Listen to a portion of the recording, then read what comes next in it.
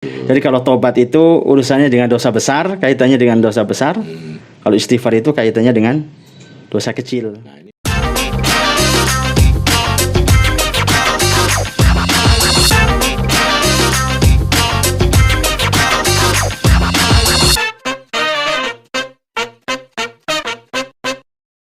Assalamualaikum warahmatullahi wabarakatuh. Innal hamdalillah wassalatu wassalamu ala Rasulillah wa ala alihi wa sahbihi mawalah amma ba'd.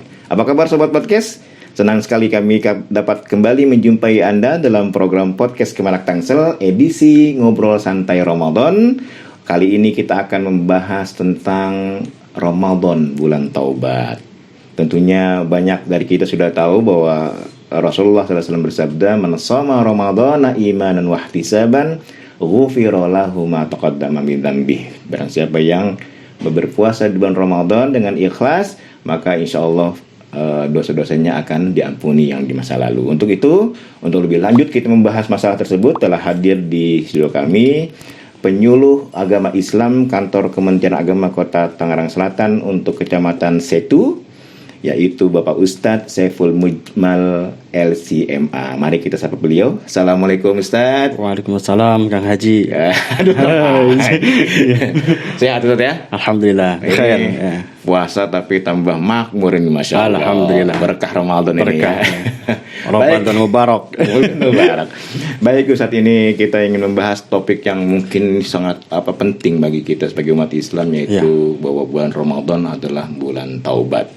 Tentunya kita sudah tahu Ramadan itu bulan Quran, bulan sedekah, tapi mungkin banyak juga orang yang tidak tahu bahwa Ramadan pun bulan taubat. Ini mungkin Ustaz bisa menjelaskan sedikit pada sobat podcast ini agar bagaimana bagi mereka yang ingin melakukan taubat, ingin artinya masuk dalam hadis ghufira lahu ma taqaddama min dzambi. Baik, silakan Ustaz.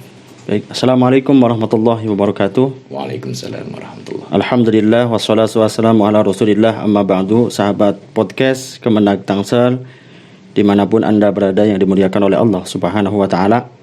Alhamdulillah, di suasana yang mulia ini kita bisa bersama-sama bergabung di podcast Kemenak Tangsel.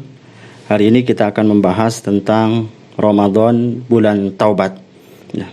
Di mana sebelum kita bahas tentang masalah taubat, kita harus tahu makna daripada taubat itu sendiri. Ya. Saya akan mengambil dari rujukan yang dikarang oleh Imam Ghazali dalam kitab Bidayatul Hidayah. Beliau menjelaskan bahwa taubat itu berasal dari kata taba yatubu taubatan. Artinya secara etimologi itu kembali ke jalan yang benar. Adapun taubat secara terminologi itu adalah rasa takut kita kepada Allah Subhanahu wa ta'ala untuk kembali ke jalan yang benar, kembali ke jalan yang lurus dengan menyesali segala macam dosa-dosa yang telah dilakukan, baik itu dosa besar maupun dosa kecil. Dan nanti taubat kata Imam Ghazali itu ada beberapa tahapan yang harus dipenuhi agar supaya taubat itu benar-benar diterima oleh Allah Subhanahu wa ta'ala, bukan hanya tobat abal-abal bahasanya atau bahasanya tobat sambel ya. Betul. Ya, jadi ada beberapa tahapan yang harus dipenuhi untuk orang-orang yang nanti mau bertobat kepada Allah Subhanahu wa ta'ala. Yang pertama yaitu adanya ilmu. Ilmu maksudnya harus tahu bahwa perbuatan yang dilakukan ini adalah benar-benar perbuatan dosa. Jadi memang ada orang yang berbuat suatu dosa tapi dia tidak sadar kadang-kadang. Betul ya. Jadi persyaratan yang harus dipenuhi itu harus ada ilmu. Tahu bahwa perbuatan yang dilakukan itu adalah perbuatan dosa yang menyimpang ya. Dan tentunya yang namanya dosa itu bisa saja membahayakan diri sendiri maupun membahayakan orang lain gitu kan. Jadi harus ada ilmu, tahu bahwa perbuatan itu adalah perbuatan yang menentang hukum Islam atau bertentangan dengan syariat Islam atau bertentangan dengan hukum Allah Subhanahu wa ta'ala. Atau mungkin gini Ustaz, maaf saya potong. Itu kan yang berhubungan dengan hukum menentang atau melanggar hukum agama gitu ya, syariat. Adakah dosa yang tidak ada hubungannya dengan syariat, yang tidak ada hubungan dengan syariat tapi itu dosa? Misalnya ada orang yang melakukan riba atau menyakiti orang, itu mungkin cenderung orang menganggap itu bukan hal yang melanggar syariat gitu. Betul. Itu dosa juga kan. Jadi kalau bisa dijelaskan sedikit Ustaz, dosa itu orang tuh bagaimana sih mengetahui dosa itu apa sih gitu? Baik. Ya. Dosa itu sesuatu yang bertentangan dengan syariat. Yang pertama itu ya. Kemudian kata Imam Ghazali dalam kitab Bidayatul Hidayah, yang namanya dosa itu bukan hanya dosa lahiriah. Ya. Dosa lahiriah itu mungkin semua orang sudah pada paham lah ya. Kemudian ternyata di samping ada dosa lahiriah itu ada dosa batiniah. Dosa yang berkaitan dengan ilmu hati, dan itu sangat berat. Ya. Kadang-kadang orang nggak tahu dan nggak paham bahwa dirinya ini telah melakukan dosa. Kadang-kadang ini banyak ya. Banyak orang-orang yang secara zahir itu taat kepada Allah Subhanahu wa taala, sholih. Ya, kemudian menjalankan semua hukum Allah Subhanahu wa taala, ternyata batinnya itu nggak benar. Ini dia yang kadang-kadang nggak benar ya. Jadi dia merasa soleh dirinya, kemudian di hatinya ngomong, wah itu nggak baik di orang. Saya ini yang paling baik ya, mereka itu nggak baik nih. Wah dia itu pelaku maksiat, dia nggak benar dan sebagainya, menyalahkan orang lain atau sampai menghibah orang lain ya. Artinya dosa hati itu kebanyakan manusia nggak menyadari. Ya, bahwa bahasa-bahasa yang dilafadzkan oleh hati ya, ternyata itu justru mendatangkan dosa yang sangat dahsyat luar biasa ya. Atau menjadikan dirinya ini paling benar atau paling suci dan sebagainya, menganggap bahwa orang lain itu nggak benar ya, orang lain itu rendah dan sebagainya ya. Kemudian tadi lanjutan dari Imam Ghazali masalah taubat gimana? Kemudian perbuatan ya. Di samping kita harus tahu bahwa perbuatan itu adalah perbuatan dosa ya, kita harus mempraktekkan taubat itu dengan perbuatan ya. Dengan cara apa? Yaitu memperbanyak baca istighfar ya. Istighfar. Nah, ini mungkin kita akan sampai pada tahap bagaimana cara bertobat yang benar gitu ya. Jadi awalnya gimana tadi? Jadi untuk memperbanyak baca istighfar, ilmu dulu, baru kemudian perbuatan. Itu dengan dituangkan dengan memperbanyak baca istighfar kepada Allah Subhanahu wa taala. Karena makna daripada istighfar itu dari kata ghafara ya. Kemudian istighfar mazid ya. Istighfar itu artinya bukan hanya sekedar memohon ampunan. Ternyata ghafara itu artinya menutup. Ya. Artinya kita meminta kepada Allah agar Allah itu menutupi aib-aib kita, bukan hanya dosa. Tapi aib kita juga ditutup oleh Allah Subhanahu wa taala, keburukan-keburukan kita ditutup oleh Allah Subhanahu wa taala, dan apa-apa yang jelek pada diri kita itu semuanya ditutup oleh Allah Subhanahu wa taala. Makanya antara taubat dan istighfar itu beda. Beda di mana itu, Ustaz? Ya, kalau taubat itu menyesali atau kembali kepada Allah Subhanahu wa taala karena sebab telah melakukan dosa besar. Kalau istighfar itu kembali kepada Allah Subhanahu wa taala karena telah melakukan dosa-dosa kecil. Jadi kalau taubat itu urusannya dengan dosa besar, kaitannya dengan dosa besar.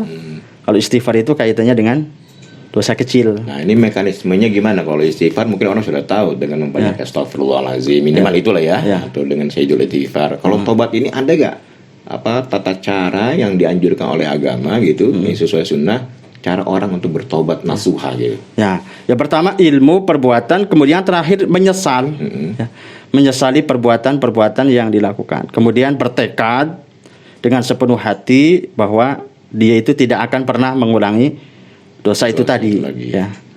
Jadi dia akan mengulangi dosa-dosa yang baru saja dilakukan atau telah dilakukan. Itu ada penyesalan di hati. Itu jadi malah justru ruhnya taubat itu adalah penyesalan. Nadam ya. An-nadam. Kata Imam Ghazali itu adalah an-nadam. Nadam itu menyesali dosa-dosa yang telah dilakukan. Itu puncak daripada bertobat kita kepada Allah Subhanahu wa taala. Karena percuma saja orang lisannya banyak baca istighfar pada Allah, tapi hatinya menyesal ya. Kemudian gak mengakui bahwa itu adalah perbuatan dosa. Ini yang salah dan ini yang berat. Bahaya ini ya. Orang tahu itu dosa tapi tidak tahu atau tidak mengakui bahwa itu dosa. Nah, ini tobat ini apa cukup sekali atau gimana ini, Ustaz? Ada orang misalnya sudah melakukan perbuatan maksiat gitu ya. Kemudian dia bertobat, menyesal banget itu kan? Kemudian nggak lama sebulan 2 bulan melakukan itu apa? Tobat terus atau gimana? Jadi kita manusia berbuat dosa itu manusiawi ya kan? Karena kata Nabi SAW, kullu bani adama khata'un wa khairu khata'in tawabun. Masya Allah, ya. Setiap manusia itu pasti pernah berbuat salah dan pernah berbuat dosa. Baik itu dosa lahiriah ya, dosa mata dosa tangan, dosa lisan, dosa telinga dan sebagainya. Belum dosa hati, ini yang paling berat. Berat, betul. Ya kan? Ghibah dan sebagainya karena kaitannya dengan penyakit hati. Wah, ini luar biasa. Yang paling berat itu menaklukkan dosa hati itu tadi. Ya. Jadi semua manusia pasti berbuat dosa. Kullu bani Adam khata'un wa khairul khata'in tawwabun. Kemudian sebaik-baik orang yang melakukan dosa itu bertobat kepada Allah. Masya Allah. Kembali kepada Allah Subhanahu wa taala. Dan ketika manusia berbuat dosa, ini jangan pernah kita berputus asa terhadap rahmat Allah Subhanahu wa taala. Ya, teruslah kita bertobat kepada Allah Subhanahu wa taala. Artinya terus-menerus taubat itu bukan merupakan bagian dari kita mempermainkan Allah, bukan. Karena memang manusia diciptakan memang Allah itu sudah tahu bahwa manusia pasti melakukan dosa gitu ya. Karena adanya itu. Jadi saya pernah teringat perkataan Imam Basri ya. Artinya ya Syekh, jika aku melakukan kesalahan gitu kan, kemudian aku bertobat. Kemudian gak lama aku berbuat salah lagi. Kata Imam Hasan Basri, ya tobat lagi. Terus aku melakukan lagi, tobat lagi. Sampai kapan ya Syekh? Beliau berkata, sampai setan putus asa. Artinya apa? Setan itu sudah mungkin putus asa menggoda manusia gitu kan. Nah ini luar biasa ini. Jadi artinya yang dituntut oleh Allah itu mungkin bukan orang itu tidak berbuat maksiat ya. Tapi yang dituntut adalah bagaimana ketika dia berbuat maksiat, dia menyesali, berusaha untuk tidak mengulangi lagi gitu ya. Karena Allah pencipta manusia tahu betul bahwa manusia itu pasti melakukan kesalahan gitu ya. Nah ini berkaitan dengan Ramadan Ustaz ya. Ramadan ini bulan yang dimana pintu surga dibuka, kemudian ampunannya itu mungkin kalau orang sekarang mungkin diobral gitu ya oleh Allah. Ini gimana bagi kita yang sedang berpuasa untuk melakukan itu, Pak? Nah, bulan Ramadan ini masyhur atau dikenal dengan Syahrul Maghfirah. Ini kesempatan emas buat kita sebagai orang-orang yang sering melakukan perbuatan dosa, baik itu dosa lahiriah maupun dosa batiniyah ya. Kemudian bagaimana caranya kita bertobat kepada Allah Subhanahu wa taala di bulan suci Ramadan yang kata para ulama itu termasuk bagian daripada Syahrul Maghfirah. Yang pertama yaitu menunaikan kewajiban yang Allah wajibkan di bulan Ramadan itu sendiri, yaitu puasa. Sebagaimana sabda Nabi, man shoma ramadhana imanan wahtisaban ghufira lahu ma taqaddama min dzambihi. Ya. Nah ini ada banyak mungkin perlu jelaskan nih, imanan wahtisaban itu seperti apa? Ya. Jadi imanan itu meyakini bahwa puasa itu wajib, percaya dan yakin bahwa puasa itu sesuatu yang diwajibkan oleh Allah Subhanahu wa taala. Kemudian wahtisaban itu puasanya benar-benar niatnya karena Allah Subhanahu wa taala, bukan karena yang lain. Ikhlas karena Allah. Kemudian benar-benar menjaga dirinya dari perkara yang membatalkan lahiriah puasa dan juga perkara yang bisa mengurangi pahala puasa di bulan suci Ramadan. Jadi beda nih membatalkan puasa dengan mengurangi puasa ya. Ada orang yang puasa tapi sebenarnya tidak dapat apa-apa. Gitu. Bagaimana sabda Nabi, rubba shaimin laisa lahu min siyamihi illal ju'i wal atash. Banyak orang yang puasa, bukan sedikit ya, banyak orang yang berpuasa laisa lahu min siyami, tidak dapat pahala puasanya illal ju'i wal atash, kecuali lapar dan dahaganya. Siapa mereka? Mereka yang hanya mengedepankan nilai-nilai lahiriah puasa saja, tapi tidak mengedepankan nilai-nilai batiniyah yang ternyata dari batin itu nanti bisa mengurangi pahala puasa kita. Menggugurkan. Seperti yang diungkapkan oleh Imam Al-Ghazali ya, tentang tingkat-tingkatan puasa, mungkin bisa dijelaskan itu. Iya. Itu saumul awam ya, puasanya orang-orang awam. Itu hanya menahan lapar haus saja ya. Menahan lapar dan haus saja, tapi hibah masih jalan ya kan. Kemudian matanya enggak dijaga. Padahal kata Imam Ghazali dalam Bidayatul Hidayah, kalau kita puasa jangan cuma perutnya doang puasa, tapi matanya harus puasa. Panca inderanya juga. Apalagi di zaman sekarang ya. Kalau zaman dulu oke lah. Ya, yang perlu dijaga itu mata, lisan, hidung, telinga. Kalau sekarang jempol juga kan. Ya. Wah, di zaman era digital ini, Masya Allah ini. Lisan boleh diem ya. Kalau zaman dulu hanya cukup di kamar, insya Allah terhindar dari dosa. Sekarang Masya Allah di kamar malah bilangnya dosa itu. Iya, malah juga sama megang HP dan sebagainya, nonton tayangan macam-macam itu kan. Ya akhirnya bukan cuma berkurang, tapi musnah semua pahalanya. Nauzubillah min dzalik. Nah makanya ini harus ada tip-tip bagi di zaman sekarang ini, khususnya mungkin untuk pada orang tua ya. Untuk mengawasi anak ini gimana Ustaz? agar anak itu media sosial ini tidak mengganggu lah, minimal tidak mengurangi pahala kita ini. Biar menggunakan HP ini dengan bijak gitu. Ya pastinya dengan mengawasi ya, muraqabah. Kita mengawasi keluarga kita, anak-anak kita dan sebagainya. Ya, jadi di bulan suci Ramadan diawasi nih main HP-nya. Ya kalau perlu orang tuanya jangan juga main HP. Ya, jangan main HP. Kalau perlu jangan dikasih kuota. Gitu ya. Apalagi misalnya penyakit hati kayak ria gitu ya. Itu kan bisa menggugurkan sekali gitu. Iya, menggugurkan pahala. Menggunakan media sosial, kemudian memposting hal-hal kebaikan. Berita-berita hoax dan sebagainya, ya kan? Apalagi memforward berita hoax gitu ya. Naudzubillah min dzalik.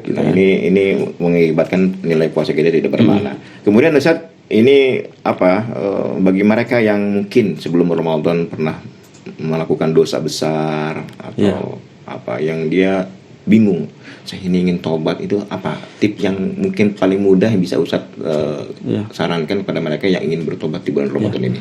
Ya, yang ingin bertobat di bulan suci Ramadan, karena malam Ramadan itu malam yang mulia, maka laksanakan sholat taubat. Dengan sholat taubat. Jadi jangan cuma istighfar, nyesel, tapi diwujudkan ya. Diwujudkan dengan sholat taubat, atau bisa dengan cara sholat awabin. Ya, sholat awabin. Bisa Ustaz jelaskan tata cara sholat taubat atau awabin itu biar nanti ada pemirsa yang. Nah, sholat awabin itu sangat artinya hampir mirip dengan sholat taubat ya. Karena makna dari awabin itu artinya kembali kepada Allah Subhanahu wa taala. Sholat dengan tujuan untuk kembali kepada Allah Subhanahu wa taala dalam rangka menyesali dosa-dosanya. Kapan dilakukan? Itu bainal maghrib wal isya. Antara maghrib dan isya. Di antara sholat maghrib dan isya. Ya, itu di tengah-tengahnya.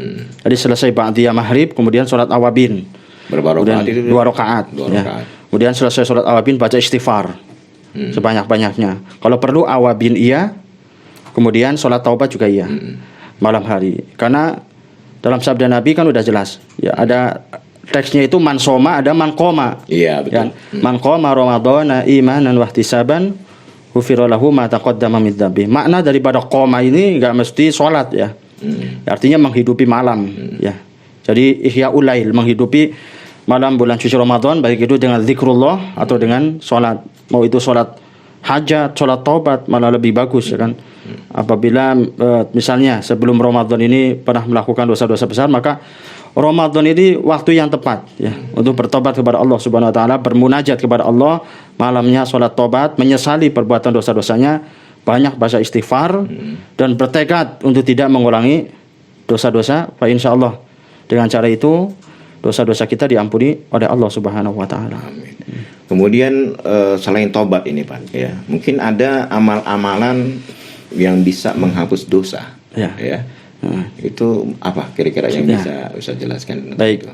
Saya pernah mendengar ayat kan itu kan apa ayat itu? Sungguhnya perbuatan baik itu akan menghapus. Ya, innal hasanati yudhibnas sayyi'at. Gitu. Ya. Jadi berbicara masalah ayat ini, saya teringat guru saya nih.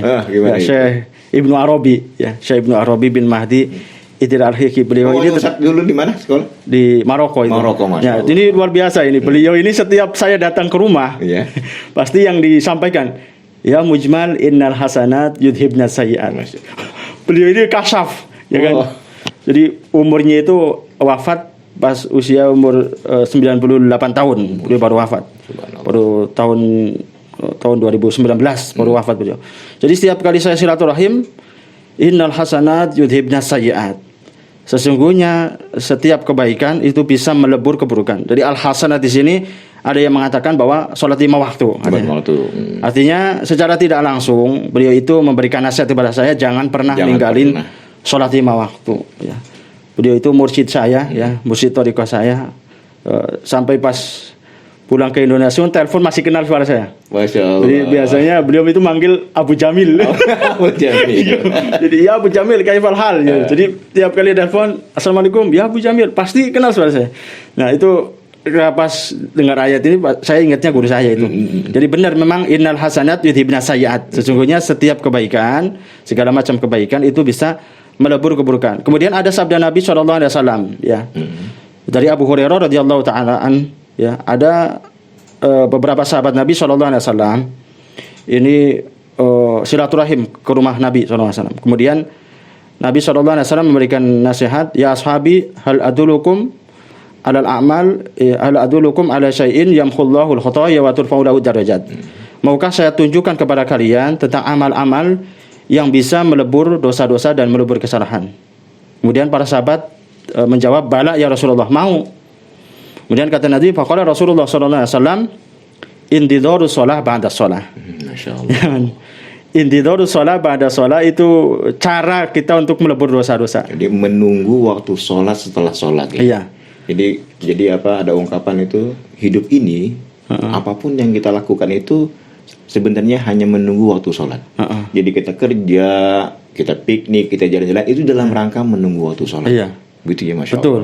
Ya. Jadi setelah sholat, kemudian menunggu sholat berikutnya diisi dengan zikrullah atau thalabul ilmi, mendengar kajian-kajian, itu bagian daripada makna daripada intidharus shalah ba'da shalah. Kemudian wa isbahul wudu 'alal makarih, menyempurnakan wudu di waktu-waktu yang tidak kita senangi atau waktu-waktu yang berat, contohnya kayak subuh ya. Waduh, jadi waktu dingin kita bisa menyempurnakan wudu kita, ini merupakan bagian daripada orang-orang yang nanti dilebur dosanya oleh Allah Subhanahu wa taala. Kemudian wa kathratul khutuwati ilal masajid.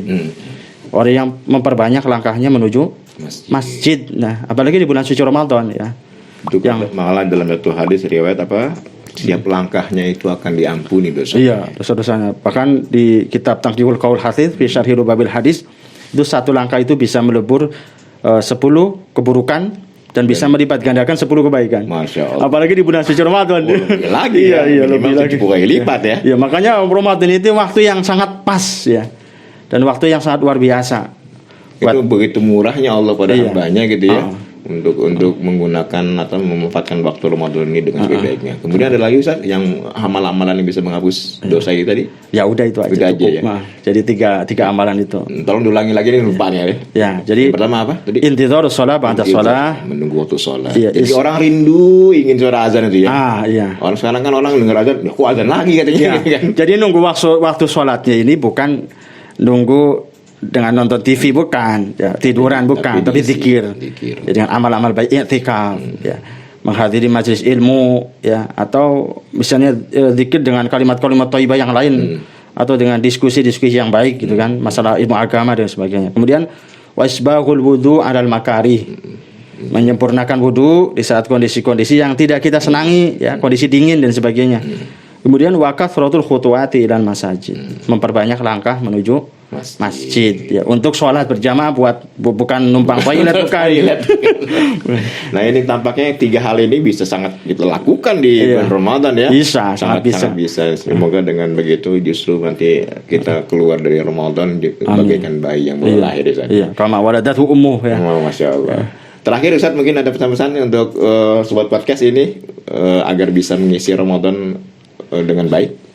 Baik, jadi manfaatkan Ramadan tahun ini semaksimal mungkin, karena kita nggak tahu Ramadan tahun depan kita masih diberi umur oleh Allah Subhanahu wa taala atau tidak. Ya, kemudian la tai'asu min rauhillah, jangan pernah berputus asa terhadap rahmat Allah Subhanahu wa taala. Sebesar apapun dosa kita, kalau kita mau bertobat kepada Allah, pasti Allah Subhanahu wa taala akan mengampuni dosa-dosa kita. Inilah justru saat yang paling tepat di bulan Ramadan ya. Bahkan dalam Al-Quran Allah memanggil hamba-hamba yang melampaui batas pun masih dengan kalimat kuliah ibadiyah ya. Masya Allah, ibad itu apa, hamba yang siapa saja itu siapa saja. Jadi orang kalau sudah dipanggil hamba itu udah punya nilai plus tersendiri. Iya. Artinya pasti mulia bahasanya. Orang kalau Allah sudah memanggil hamba, berarti benar-benar ada ungkapan kasih sayang. Ya, ada ungkapan kasih sayang dan benar-benar mulia di sisi Allah Subhanahu wa taala. Jadi Allah memanggil orang-orang yang melampaui batas, orang-orang yang sering berbuat maksiat saja itu dengan kalimat kuliah ibadi, wahai hamba-hambaku. Artinya apa? Rahmat Allah Subhanahu wa taala ini sangat luas. Jangan pernah kita berputus asa terhadap rahmat Allah. Apalagi merasa jauh ya. Jadi Allah ini jauh dari saya gitu kan. Seharusnya kita bertanya, Allah itu fa inni qarib, Allah aku ini dekat kata Allah. Jadi kalau ada orang yang merasa Allah itu jauh dengan dirinya, harusnya dia bertanya, yang jauh itu Allah dan dirinya gitu ya. Gitu. Yang jauh diri kita sebenarnya. Sebenarnya kita yang menjauh dari Allah. Insya Allah memanggil kita di bulan Ramadan. Baik Ustaz, terima kasih atas perbincangan kita pada kali ini. Mudah-mudahan bermanfaat. Amin ya rabbal alamin. Nanti mungkin bisa kita lanjutkan dalam episode berikutnya. Ini mungkin ada pemirsa yang ingin nanti bertanya langsung dengan Ustadz di luar podcast, berapa nomornya Ustadz? 0812 0812 9930 9930 3372. 3372. Bagi sahabat podcast yang ingin langsung berhubungan dengan Ustadz, ingin konsultasi atau ingin mengundang Ustadz dalam acara apa gitu, bisa menghubungi di nomor di atas. Demikian sobat podcast bincang santai kami bersama penyuluh agama Islam Kementerian Agama Kota Tangerang Selatan, Ustadz Saiful Mujmal LCMA. Semoga bermanfaat. Jangan lupa untuk like, subscribe dan share podcast Kemenak Tangsel. Dari podcast Kemenak Tangsel, saya Azharul Fuad bersama kru yang bertugas, yaitu Bang Syahrul Hidayat. Mohon undur diri. Kita berjumpa lagi esok dalam program yang sama. Sekian, wabillahi taufiq wa hidayah. Assalamualaikum warahmatullahi wabarakatuh. هل هلالك يا هلا بك، هل هلالك يا رمضان، والله اشتقنا فرحنا بك، صوم وطاعة للرحمن، صوم وطاعة